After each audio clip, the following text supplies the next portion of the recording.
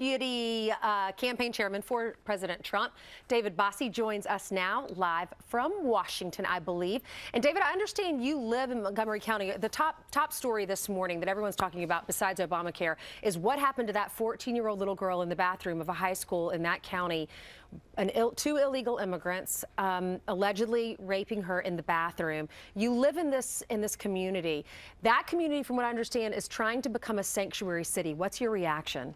Well, first of all, it's just a horrendous crime, and my heart goes out to that family. I have 4 kids in the school systems in Montgomery County, Maryland. I have a daughter who's a sophomore in high school, and I can tell you, this story has reverberated around the county and around Maryland. Look, they're trying to make Rockville a sanctuary city where this happened. They're trying to make Maryland a sanctuary state. Yeah. And Governor Hogan, the governor of Maryland, has very courageously come out and said if this passes the House and Senate in Annapolis, he will veto it. So hopefully this shakes people up in Montgomery County to understand exactly what's going on and the dangers that some of these people present to the community at large. Yeah, I mean, you have 820,000 of the 11 million estimated illegal aliens here are convicted criminals. Yeah. And those are the ones. Yeah. And we all know those are the ones that President Trump is really concerned about. Those are the ones that he is saying we need to get out of the country right now, immediately. And that's what he's told the Department of Homeland Security to really focus on. So this is a perfect example. It is a horrendous thing to have happen to this young lady. And I think the American people, once again, will wake up to the dangers that are presented. Sure. We know for sure the 18-year-old is in the country illegally. We don't know about the 17-year-old because he's a juvenile, and ICE will not, and the courts will not reveal his immigration status. But, you know, the 18-year-old was stopped in Texas a couple of months back, and they had the opportunity to turn him around, but because Barack Obama's policies were such, they wrote this guy a ticket and said, okay, someday you're going to see a judge. Now, David, explain how, under President Trump, that policy is going to change.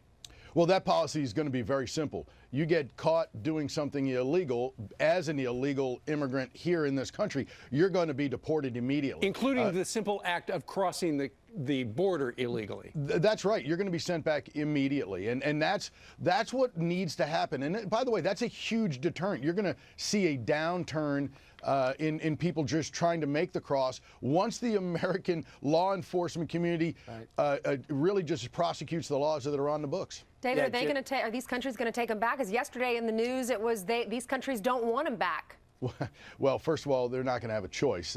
President Trump, I don't think the negotiator that is President Trump is going to be standing for countries and leaders of countries telling them they're not going to want their own citizens. So I'm not worried about that. They're going to take them back. Let's talk politics, and let's talk about the negotiator in chief. He was down at Capitol Hill meeting with the Republican caucus yesterday, trying to get the votes necessary, 215 estimated, to pass this health care reform and get it over to the Senate. It doesn't look like he's got the votes yet. What's at stake for the president? Because some would say that he probably doesn't really, there's so many problems with this bill and so much could go wrong. He might have a quick victory now, but when it's implemented, it could be a big loss.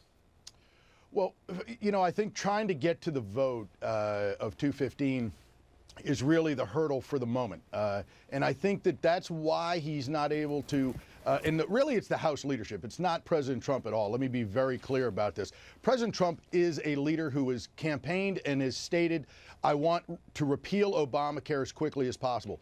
The House leadership, it's their responsibility to come up with that bill and really bring together all parties, put together the best bill for the president's consideration.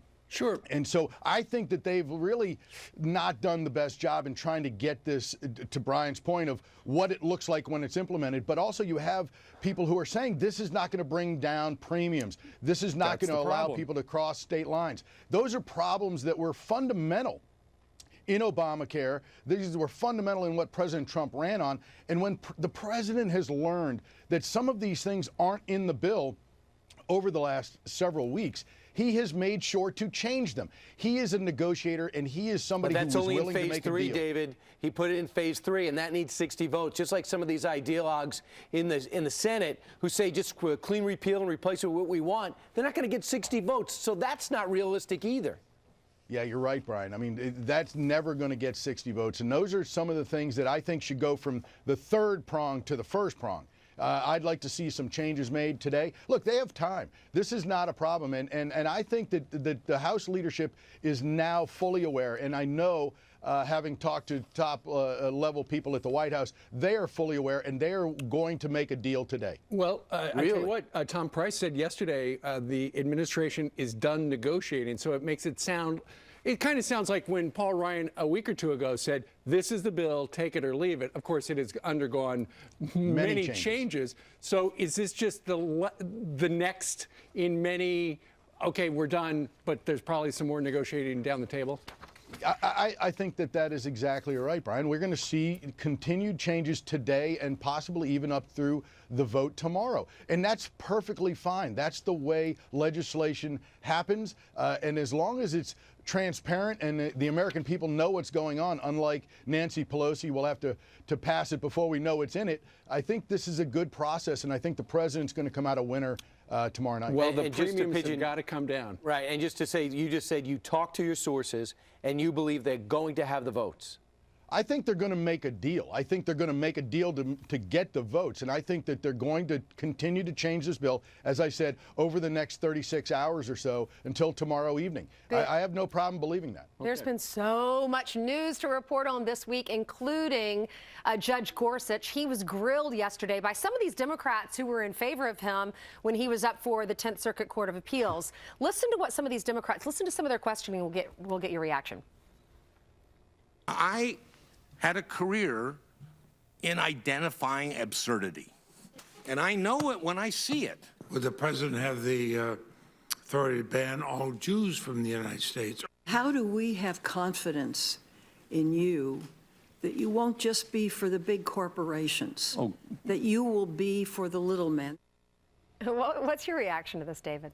Well, it's the permanent campaign against President Trump. That's all that is. That's desperation and them trying to appease their hardcore leftist base. That's all that is.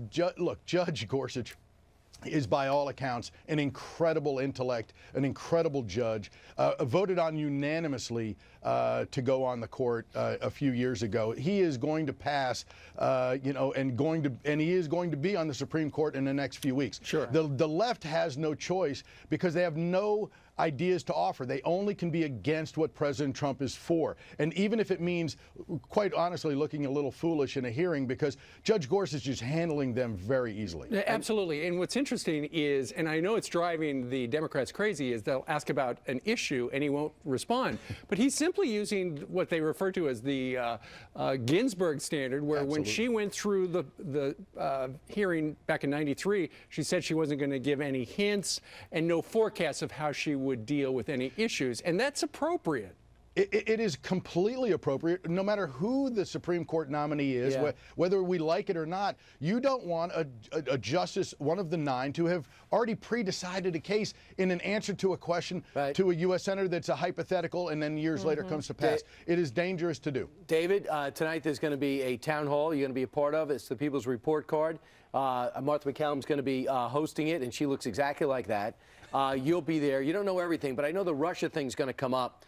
J.D. Gordon, Carter Page, you have others' names that have come up. Have you ever come in contact when you were involved in the campaign in any Russian influence? And these names, were they were major players? No. Yeah, that's a great question. I've never been asked that. I was I was the deputy campaign manager, and I never had any whatsoever contact with the Russians. Look, once we were in the transition, it was perfectly appropriate for Mike Flynn and many others to have contact with many world leaders, with many representatives of countries during that transition time. It's perfectly acceptable, and it's been done for hundreds of years. So this issue again, is part of the permanent campaign against President Trump. And to be quite honest, I think this is very dangerous ground for the Democrats, because they're really using this political angle to really ruin our foreign policy with a major foreign power. And I think they shouldn't be doing it so lightly. David Bossie, thanks so much. We'll be watching tonight. Thank you, David. Great to see you. Thanks for having me.